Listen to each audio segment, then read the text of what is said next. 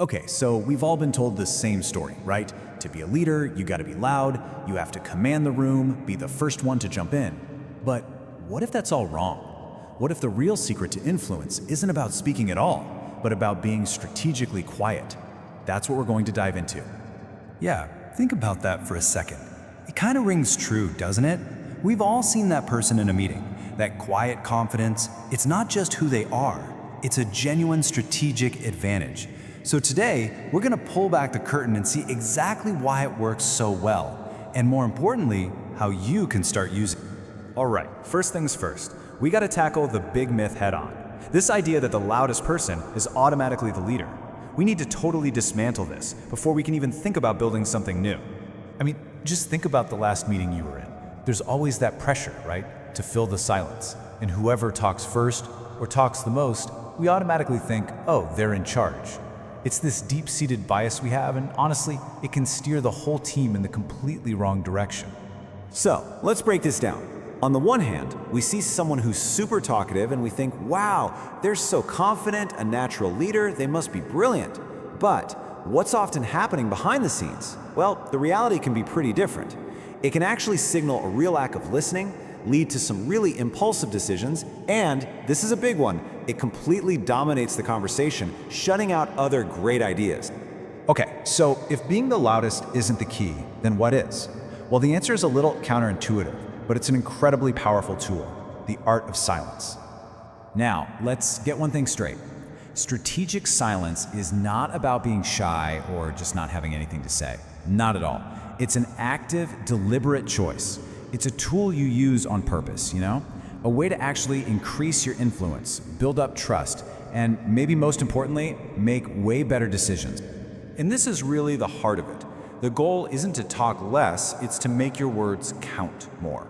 It's about making sure that when you finally do speak, it lands perfectly. We're talking impact over volume, and that only comes from really listening and thinking before you open your mouth. So why is this so powerful? Why do quiet leaders so often win? Well, it really comes down to two huge, game-changing benefits. First up, silence is a trust-building machine. Seriously, when you pause and actually listen, instead of just waiting for your turn to talk, you're sending this really powerful message. Hey, what you're saying matters. It shows respect and it creates a safe space for the quieter people on the team to finally speak up and share what are often the best ideas in the room. You just come across as way more thoughtful and composed. And the second big win, you just make way better decisions. Think about it. While everyone else is rushing to get their opinion out there, you're the one sitting back, absorbing everything.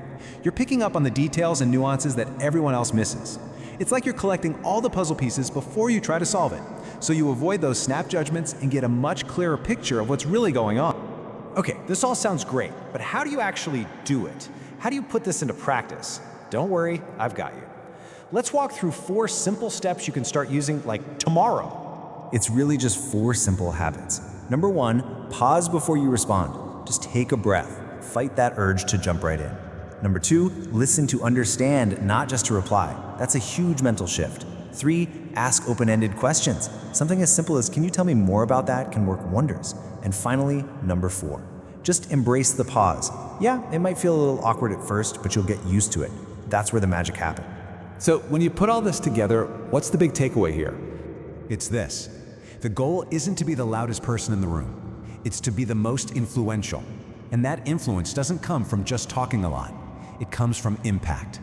By picking your spots, listening like you mean it, and speaking with real purpose, you become way more powerful than the person just making noise. Honestly, this is your new superpower. So I'm going to leave you with a question to think about. In your very next meeting, what do you think you could gain by intentionally saying a little bit less?